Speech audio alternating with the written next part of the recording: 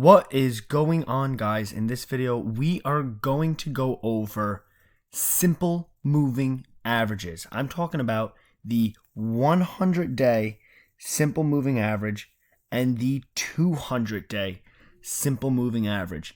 Now, you could technically put in however many days you want, but the 100 and the 200-day simple moving average are arguably the most popular, not only moving averages, but indicators there are to look at.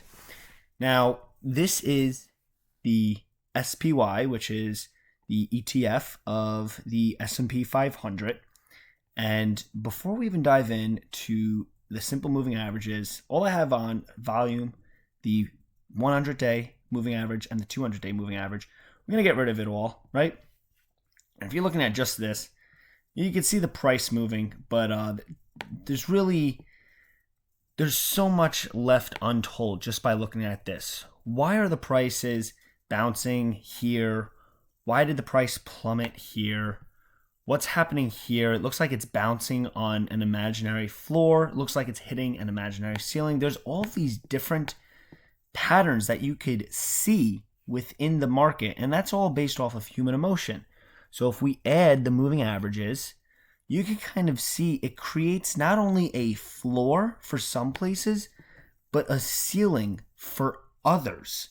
And you might be wondering, how is this possible? Why does that work? Well, because everyone's looking at the same chart and they're all trading the same stocks, ETFs, or cryptocurrencies for that matter. So what happens there is people are setting goals or setting targets. So a perfect example is right here. You could assume that people are setting a target as soon as the S&P 500 hits the 100-day simple moving average. Let me buy because that's probably a nice support. And it was. It held up as a really nice support, and then it went up. Went back down, hit that nice support again. Remember, it's not perfect, so it did dip a little, but then it had a nice recovery and it bounced back up. Now, yes, you could be thinking, well, events in the news are happening here as well. This was during the election, and then after the election closed, that's why it skyrocketed. Yeah, I understand all of that. But right here, was there really any significance here? Maybe, maybe not. But the point is, it is pretty interesting how you could go and look at different times and the market acted perfectly. Where, look at this, it hit this as a ceiling, went down, came back up, hit as a ceiling again, went down, came back up, and hit as a ceiling again, and then it plummeted. Finally, when it broke the 100-day simple moving average, it started to go up. So exactly what are these moving averages? How are they calculated? Because right now they just look like squiggly lines on a chart. But there's a math equation behind it. So the 100-day moving average is actually taking every single day for the past 100 days and averaging the price together. So right here, if you were to take this candlestick plus all of the 100 candlesticks before it, add it all together, divide it by 100, you would get this number. You get 335. This is the 200-day simple moving average. So that one is 313. So if you take this candlestick price and the next 200 candlestick prices, add them all together, and then divide it by 200, you would get 313. So that's how these moving averages work, and that's why they move. Because as the price moves, whether they go up or down, that gets added into this equation, and then at the very end, that first day gets subtracted off, and it will move along with the stock price. So if we were to zoom out here, you could see these moving averages moving throughout time. And one thing that you might have noted is it looks like the price keeps bouncing around. It might get really far away, like back here. This seemed to be very far away from the moving averages, but then it came right back down and touched both the 100 and 200-day moving average. And you see that it started to bounce around. So now you may be thinking, how can you use this as a strategy? Well, it's really as easy as it sounds. When you're watching some kind of price movement, when you're watching a stock over a period of time, you could bet on, okay, if it hits maybe the 200-day moving average, let me buy into it. Or if it hits the 100-day moving average, let me buy or sell out of the stock. Whatever it might be, you could set your strategy that way, but that's what you need to look for. And again, the reason why it's working is because it's one of the most popular indicators. You don't need to add all these fancy indicators. You just need one or two indicators to look at because you have millions of other people trading looking at the exact same indicators. So we could draw some lines here. When you're watching this, say before we even see any of this, we want to say the next time we want to buy is when it hits the 200-day moving average. This was the last time, and it had a really nice bounce. And it's kind of just in a channel up here, kind of bouncing off the 100-day, and then finally starts to break below. So like, okay, great, it's starting to break, say right here. So you think maybe it's going to continue to go down, and if it reaches right about here, or if it even touches the simple moving average, let me buy into it. And this candlestick right here looks like it just barely missed it. But say you did buy into that, that'd be a really nice bottom, and then it started to go up. Would have been a great buy signal. If we go forward, whoops, let's not put a line there.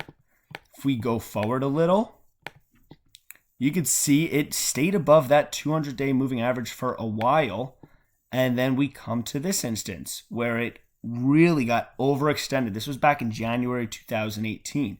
I remember this, the first 15 days. It went up 15% for the new year, and it had a huge crash flash. And this candlestick right here, you could see it touched that 200-day simple moving average, and so many people were waiting for that because it opened here, went all the way down. As soon as it touched that simple moving average, a lot of buy limits were probably executed, and it drove the price right back up, and it ended here. In one day, it dropped all the way down to 252, shot all the way back up to 263, and then settled at 261. That is over a 10-point price difference. That's pretty insane. And then it had a next couple of weeks, it went up, and it did pretty well. Bounced off the 100, and finally came back down and touched that 200. So these strategies work for a lot of people. And it's a great way to determine, should I buy or should I sell? So if you are maybe adding your positions, maybe you're not short-term trading, but you're in it for the long haul. And you're wondering, when should I add to my position? Well, here's a great strategy. Add every time it hits the 200-day simple moving average. So your buys would be here, here, and here. And these are all bottoms. They would all be great buys. Now, it doesn't always work. And sometimes it breaks down and it goes past that. That's just how the market works. No one could really truly tell which way it's going to go. And these supports actually became resistances. So you can see it's having trouble now getting up past this. And after it tried 3 times, it just plummeted. And it plummeted all the way down to here. Finally, when I was able to break through, that 200-day became a support again. You can see right here. It acted as a support, went up, kind of acted as a support here, and then went back up, and it was back on its merry way. And then, of course, we all know what happened here. This was the coronavirus, where nothing was saving the stock at all, or the ETF for this example. And it just broke through, and it plummeted. It just nosedived down. Lost, I don't know, whatever it was, 20, 30%. And it did have a nice V-shaped recovery, but still, it broke all the way through. So again, they're not foolproof.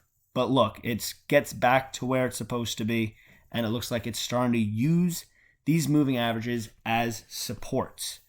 So that's my real quick analysis of using simple moving averages. It's really one of the only technical analysis I use, that and maybe the RSI, which I have a video on that. But it works. I mean, you may think no one can predict the stocks, but You could see right here. I mean, it's plain and simple. Support, support. You got a support here or here. Whether you're trading off of the 100 or 200 day simple moving average, you could clearly see it acting as supports and resistances. Again, it's not foolproof.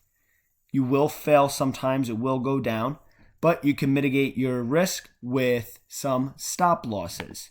So maybe your buy was there, your sell was there, and then your profit taking was up there. That'd be a pretty good risk to reward ratio. Didn't work in this instance, and you would have been stopped out, but that's okay, because if we rewind to how about here, your buy is there, your sell is maybe there, your profit is there. That would have worked. That trade would have worked very well. And you could see here it would have worked, here it would have worked, here it would have worked. Here it wouldn't have worked. So every couple of times it may not work. So if you're looking for a strategy to trade off the simple moving averages, that's how I would recommend going by it. Don't overcomplicate things. Trading is really simple and easy. It's just a whole bunch of emotions that gets in the way. But that's all I have for this video. If you guys liked it, make sure to hit that like button, subscribe if you haven't already. And as always, guys, I will see you in the next one.